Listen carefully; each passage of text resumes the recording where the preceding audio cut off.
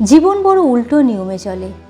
এই তো দেখুন, যাকে আপনি সবচেয়ে বেশি ভালোবাসেন তার থেকেই আপনি ঠিক ততটা ভালোবাসা পান না। যাকে আপনি সবচেয়ে বেশি গুরুত্ব দেন তার থেকে আপনি ঠিক ততটা গুরুত্ব পান না। যার কথা ভেবে ভেবে আপনি সারাটা দিন কাটিয়ে ফেললেন, তার কাছে 10টা মিনিট সময় নেই আপনার সাথে মন খুলে কথা বলার। যার জন্য অভিমান করে বসে আছেন, সে আপনার অভিমানের মানেই বোঝেনি।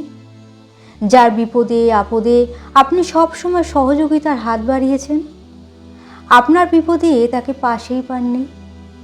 খোঁজ নিয়ে দেখবেন, আপনার আশেপাশে যত মানুষ আছে তাদের সকলের জীবনের গল্প এটাই।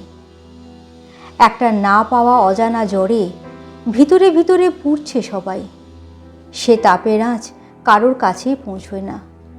কাউকে বোঝানো যায় না সেই পোড়া মনের ক্ষতটা কতটা যন্ত্রণাদায়ক।